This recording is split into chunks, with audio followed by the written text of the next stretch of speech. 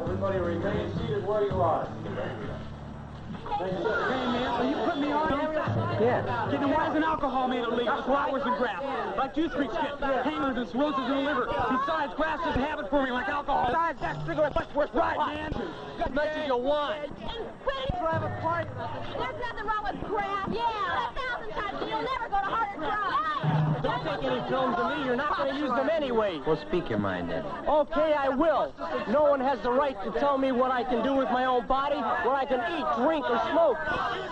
This is a free country, and no one has the right to take away my constitutional rights. Terrible that the American people have accepted a law that makes smoking a harmless weed illegal. It's legal all over the world. There's no question about it. Marijuana should be made legal. Now! Now! Make marijuana legal! Make marijuana legal! Make marijuana legal! I'm adults anyway. What's so bad on feeling good? Make marijuana legal! Make marijuana legal! Good, bad, right, wrong. That's not where it's at in this film. Right, wrong, good, bad. Those are things for you to decide. Too many people have already decided for themselves, and you, whether grass is good or bad. What's most important is what you think. So without any preaching from this film, let's examine the facts and only the facts. There are too many false impressions and prejudices to do it any other way. Okay, then why isn't alcohol made illegal? It's allowed. Like take juice freaks, man. They get hangovers and cirrhosis of the liver. Besides, grass isn't a habit forming like alcohol. Right. The facts are, if you drink enough, alcohol will give you hangovers, cirrhosis of the liver, and what's more, it can even kill you. If you are a certain emotional and psychological type, you may become dependent both physically and emotionally and will join the 5 to 6 million known alcoholics in the United States. Now, what are the facts about marijuana? What do doctors and psychiatrists have to say about which is worse for you physically and emotionally, alcohol or marijuana? The facts are, at this time, there are no known damaging physical effects from the use of marijuana. But, unlike alcohol, when you take too much at one time, you don't pass out. You more than likely run the risk of an unpredictable and unpleasant bummer.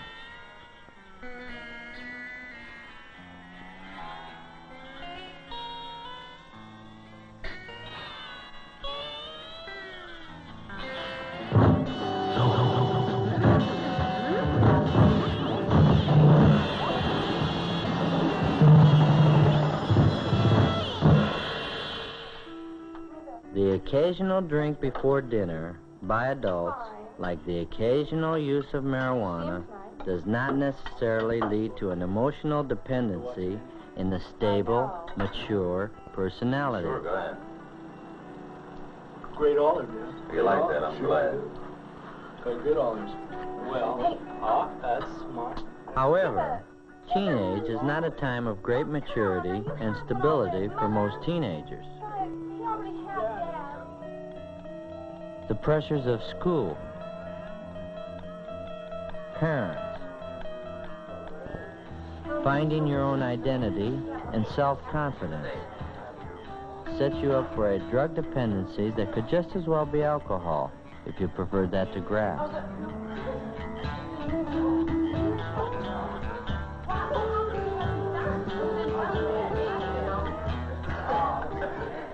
Some adults are not mature or strong enough to stand the pressures of their daily lives.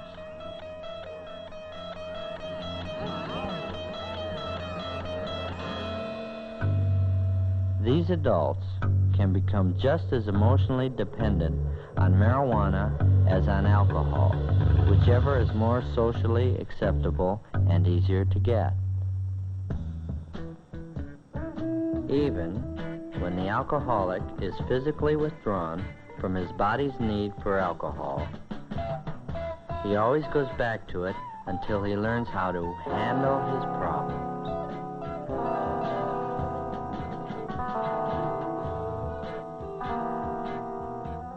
Just as the alcohol drinker who finds himself needing a drink more and more frequently is the warning sign of his dependency, so it is with the pothead. The more he needs the escape from reality or the pleasure of marijuana, the more he is becoming emotionally dependent, exactly as the square and unhip alcoholic adult does. Do two wrongs ever make one right? Cigarettes are much worse than pot. Man, no one ever got cancer, man. That's right. It's a fact. No one ever got cancer from pot. But it's also a fact that no one ever dropped out of school because they were hung up on tobacco. And no one who just finished smoking a cigarette ever forgot she was driving a car as she tripped out on the beauty of a back road nature trip.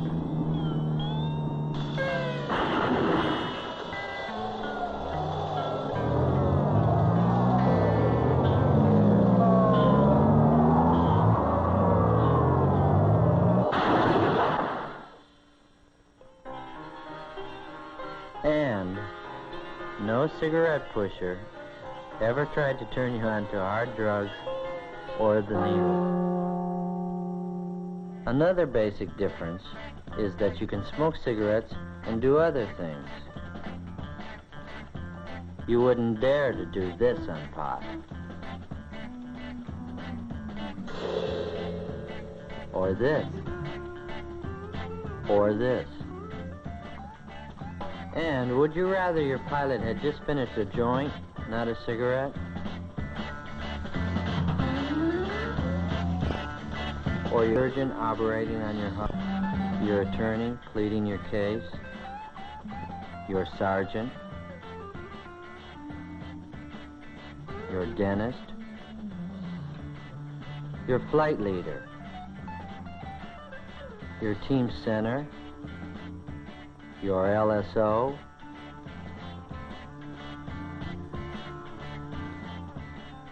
Your school bus driver? Your country's astronauts?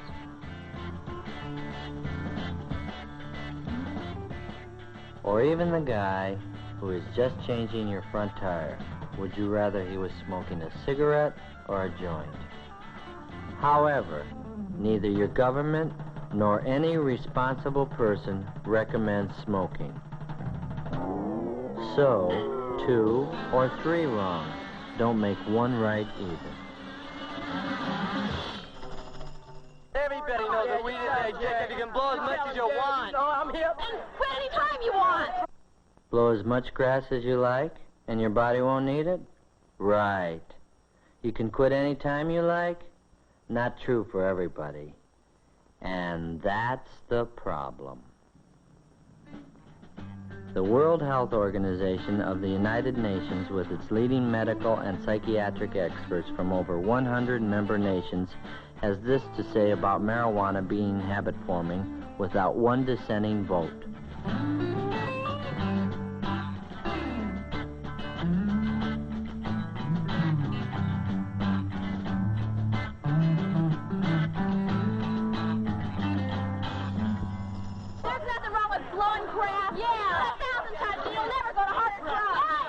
That may be true for the great majority who smoke pot, but it's not true for the many thousands who have gone on to acid, amphetamines, barbiturates, and end up on heroin. However, it is not a fact that practically everyone on grass turns into a flaky drug addict. That's just not true. Every informed person knows this. What is true may be discovered in this Narcotics Rehabilitation Center in some of the group therapy sessions, where we will learn what former drug addicts have to say about marijuana turning them onto hard drugs. How many of you started on pot before you started heroin? I did. I did too. I did too. I did. So did I. I did. I did. Me too. Me too. I did. I did. So did I. I did. That means all of you have used marijuana then. Yeah. I was 11 when I first started using it. I was about 19. I think it's kind of hard to deal marijuana because it's so bulky, you know, and you have to go through the trouble of chopping it up and cleaning it. I think it's much easier to deal heroin, you know, than marijuana. Really, because, you know, all that bulk and everything, it's much easier just to have a small bag of balloon that you can carry, and then you can cut that up and get a lot more money for it. You know, and all the trouble you have to go through with it, you know, like cutting it up, especially if you get a kilo, you know, you have to cut it up, then you have to clean it, you know, and then you have to roll it and box it, you know, and can it, you know, it's just a big, really big hassle behind it, you know. That's why I think the dealers go on to dealing heroin and then get us to buying heroin. I think if you smoke marijuana or take pills or get loaded in any way at all, that you will be accepted into the dope world and eventually you will have contact with this environment. I definitely think that if you get loaded on marijuana, you are subjected to the environment and it does become readily available to you. That's the way it is, man. You know, when you're around a crowd and you're all smoking weed and then they start using some other drug and you go right ahead along with them and you end up using it and get higher. And then the weed isn't good enough anymore. And then you turn on to heroin, too. Most of you started smoking marijuana when you were introduced to narcotics? I did. I started smoking weed. Not me. For me it was, but I wanted a different high, you know. And weed wasn't, it wasn't good enough, and I heard that heroin and stimulants, crystals, were a better high. And that's why I went to them, you know. Yeah, I'm the same way, man. I guess a lot of people started that way. Speaking for myself, I did. I started on weed and got burned out, and I needed something strong, so I went to heroin. Well, I started smoking weed, you know, because I was running away from something which was myself. And out of all the, I've run through a lot of highs trying to run away from myself: heroin, LSD, methadone. I like marijuana. I just couldn't handle it myself. I was looking for something else. I myself think really the real reason I started smoking marijuana, man, because usually I was one of the younger dudes from my neighborhood. I wanted to be accepted. I was weak, scared, and from this it led to heroin, and it's just been an endless time of going to jail back and forth, man. I don't like it, and I hope nobody else will use this, not because of the fact that it's bad itself, but what it leads to, man. This is the way I feel. Well, I can only speak for myself, but I imagine some of the other dudes in here feel the same way I do about it, that some people are addictive prone to it. I mean, like myself, I can't handle it because, I mean, this is just the way I am. I use it for an escape. I did it before I came in here. I hope when I go out that I've changed, in which I feel that I have, but I'm a small minority of people that we can't handle anything, you know, like my alcohol, I can't handle that. I couldn't handle heroin. I mean, weed, because I needed something stronger to escape or anything else like that. And there's more people like me that I feel, you know. And I imagine some of the other dudes in here could go along with that. Couldn't handle liquor either. No. Yeah, it's a personality thing where there's a lot of people that can go out there. These are the files of the Research and Statistics Office of this Narcotics Rehabilitation Center. It's like out of 100 drawers, 95 of them are filled with file folders of people who have started on marijuana. The rest started on glue, pills, alcohol, and a few on heroin itself. A more accurate percentage is 78% of the inmates started on marijuana. However, what the computer doesn't say is, There's certain kind of people that'll avoid taking care of business and will turn to grass when they get hung up and forget about everything else they're supposed to do when they're behind grass. Marijuana doesn't, it's not addictive, but by using it, you you don't do the things that you should do. For instance, like in school, you try to do the things that you have to do in school, but your mind is it's not all there. You understand? Nobody can tell me what to do with my own body, what I can eat, drink, or smoke. This is a free country, and nobody has the right to take away my constitutional rights. That could be a fact if you were the only one affected by what you do. But the Constitution and the laws that came out of it were designed to protect the individual and the group from irresponsible individuals, which is why there are speeding laws, building safety laws, pure food laws, pure drug laws, laws to protect your money, laws to protect children, laws to protect the aged, and even a law to protect you from taking your own life.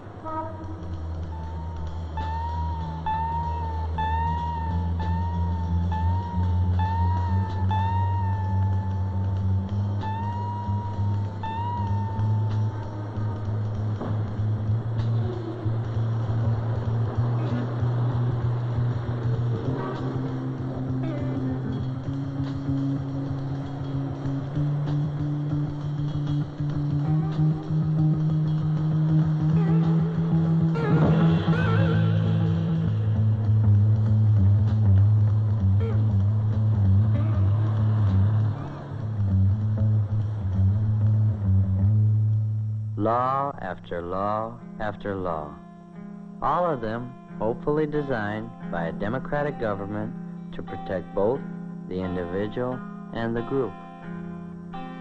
From aspirin to the latest vaccines, the manufacture and control of all drugs is government supervised.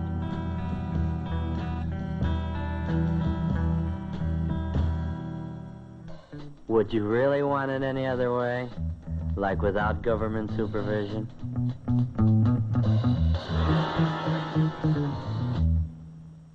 As a drug, marijuana comes under the supervision of the federal and state governments. It is the assigned work of the police to enforce the law. It is not something they dreamed up on their own. From the 10 Commandments to the Constitution, man has made laws to protect him from hurting himself in the common interest of the group called society.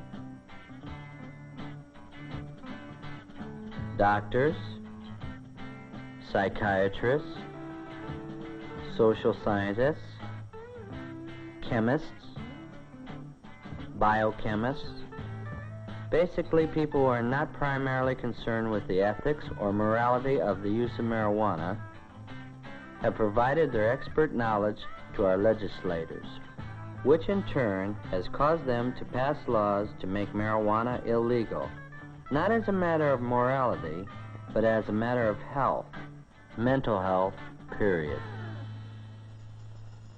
I think it's terrible that the American people have accepted a law that makes smoking a harmless weed illegal. Marijuana is legal all over the world. There's no question about it. Marijuana should be made legal. Now! Now! Make marijuana legal. There's no question about it. Many young people agree with that. Let's examine the facts. First, marijuana is not legal all over the world. It isn't legal in Mexico, Egypt, India, Great Britain, China, Japan, or any of the major nations in the civilized world. Nigeria is one of the latest countries to make marijuana illegal. Here, the pusher is given the death penalty.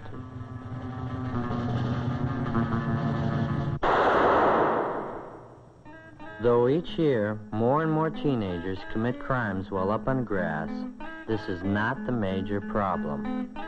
However, grass as a factor in crime must not be overlooked, especially in that percentage of unstable and aggressive types and those who wind up in trouble with the law because of something done while they are high on pot.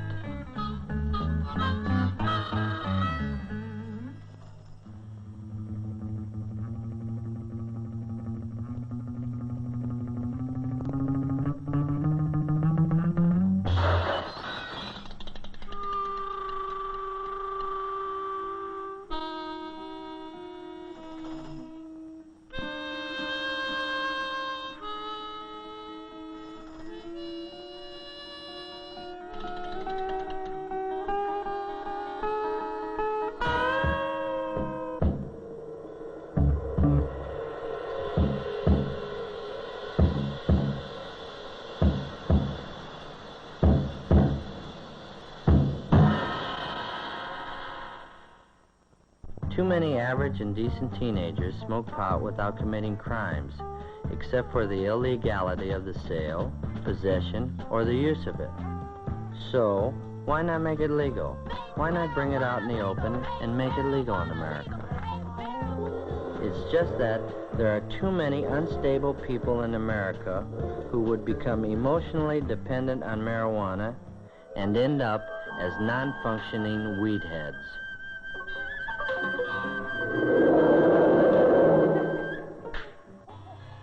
Easy availability and the implied approval of society will, in the opinion of many medical authorities, create a drug dependency problem far more serious than that of the 5 to 6 million alcoholics today.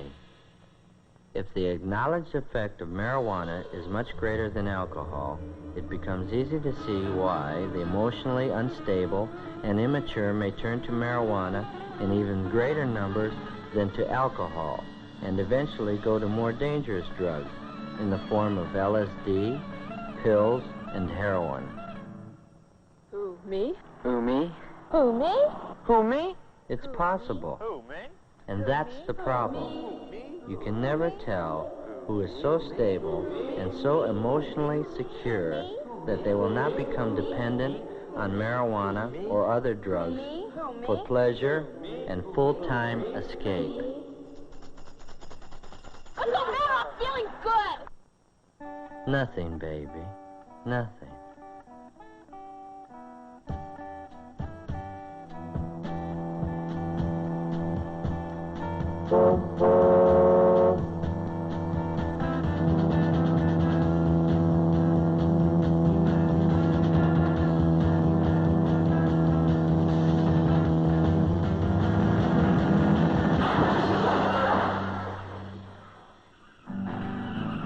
Years ago, only the criminal and socially deprived blew grass or used heroin.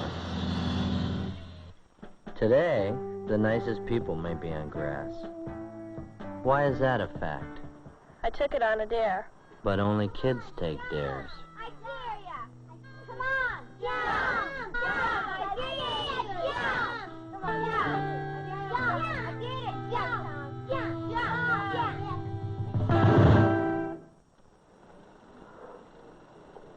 Man, everybody blows pot.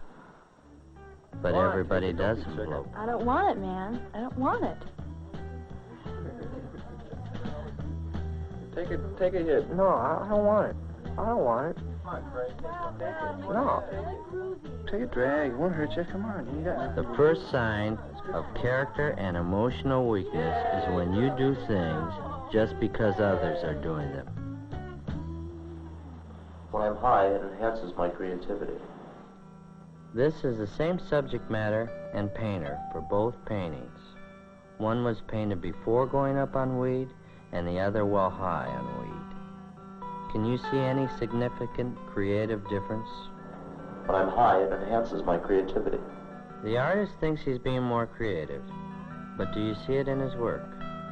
To some extent, the very inhibited person may feel a greater freedom to be creative, but this doesn't mean he will have the necessary talent to be so. It really makes me understand myself.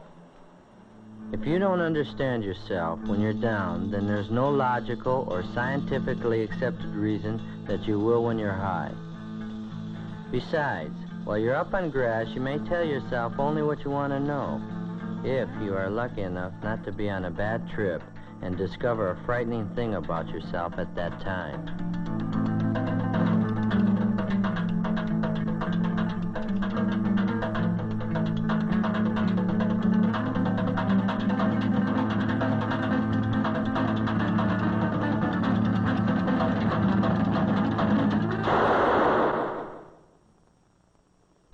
Let's face it, the reasons we've heard for blowing grass up to now are like an iceberg. What about the underlying reasons that are like the 90% of the iceberg you never see? The reasons below the surface that makes teenagers get so hung up on marijuana in spite of what their parents say and in spite of the big risk of being busted. The world stinks. Adults keep making wars. Next war will probably kill everybody on Earth, including me. Parents are hypocrites. They tell us one thing, but then they do another. Why don't they practice what they preach? Why are adults so hung up with making money? That's all they think about. School's a real bummer. Dull teachers, dull subjects. I just can't wait to get out. Why can't we dress the way we want in school? Sure, we're old enough to be drafted, but we're not old enough to vote. Why are they always treating us like children? Adults never have time to listen to us. And when they do, they just don't think what we're saying. If adults like to make wars so much, why don't they go and fight in them? I'm better educated than either of my parents, but they don't listen to me. How can I plan for the future with the draft waiting for me? Why don't you come back some other time when everything is all right with us? And in the meantime, I'll do what I want to do here, and you do what you want to do where you live. Dig? Why shouldn't I smoke grass? Why shouldn't I live now and have all the fun I can? If I don't get killed in the war or by the big bomb, all I can look forward to is making money like my father, and I know he isn't happy. You know, sometimes I think it's like a war. Everyone over 30 is the enemy. Over 30? Over 25. Obviously, these are things that bug a lot of the young people. But this time, rather than hear from the establishment, who run newspapers, radio, television, book and magazine publishing companies, political parties, and schools, let's hear from those other teenagers who aren't smoking pot. Not all teenagers are on grass. I'm not, and my close friends aren't. Every time someone wants to turn me on to pot, they tell me I'll discover myself. Well, I don't need that kind of crutch. Besides, I've never seen any potheads come up with any kinds of answers that help them cope with the kind of problems they have, or I have. I think the teenagers of today are very idealistic, but we don't have definite ways of showing it. We're not old enough to vote, and older people are always telling us what to do. So you can't blame us too much for fighting back. But I don't think taking drugs is fighting back. The most you can say for it is it's a sign of rebellion. But what we rebel about isn't changed one bit by getting high on marijuana, because when you come back down, nothing's changed. I think that parents have done the best they can. You can't expect them to know all the answers. Lots of us have had a better education than they have, but that doesn't find solutions for their problems instead of trying to find new experiences. I say that teenage is the time to put up or shut up, not to gripe and go on a trip inside yourself. Parents have to go out every day and deal with the things in the outside world that bug them too. I know my parents are too hung up on making money and putting on a show for the neighbors, but that doesn't mean I have to put down money completely, because maybe when I get married, I'm going to have money for my family too. I just don't have to be as materialistic about it, that's all. The world is changing, and some things are still too hard for our parents to understand. But blowing grass, and that's really a cop-out, and it won't help our parents understand a darn thing. School is like everything else. You only get out of it what you put into it. It's not a party. The way I look at it, I'm here to learn. Even if some of the subjects or the teachers aren't the greatest, I've got the best of it for an education, and everything extra is just gravy. There really is a communication gap, but I think that if I have a better education and better life than my parents, I should make the first move to make that gap become smaller and smaller. From what I've read and from what I've heard, there are millions of adults over 30 who don't like and are going to war any more than we do. I honestly believe that adults are disappointed in us because it's always been expected of young people to try to change things, to make things better, or at least prepare to change things if we don't like them. Not to cop out on life through grass or other drugs. No, not for me. I'm more interested in dropping into the world I live in than turning on, tuning in, and dropping out. I don't like to criticize anybody, but I think that too many teenagers don't have too much purpose. It's like they don't have any goals. I don't mean that they should just be planning to make money and all that, but I think that trying to find something you'll enjoy doing for the rest of your life is the least you can do now, because everybody has to work, even girls before they get married, and even after they do. I think too many teenagers traded in their idealism for a stick of weed. When I see some teenagers acting superior to those of us who don't need drugs to feel good or understand ourselves, I get real bugged. Well, now, you've heard from both sides of the question. But what you do with your life is up to you. If you become a pothead, you risk blowing the most important time of your life, your teenage. That unrepeatable time for you to grow up and to prepare for being an adult that can handle problems and make something meaningful out of life. Or you have the choice to have the courage to see and deal with the world for what it really is. Far, far from perfect, but for you and for me, the only one there is. While some of you will actually go to the moon and perhaps other planets, this world will be your establishment, and you will be the establishment. And what you do or do your scene. You're the generation with the brain power and the opportunity to do more for the human needs of this world than any other generation in history. Let's hope that your teenage children don't have too much criticism about what you did or didn't do because you were on pot.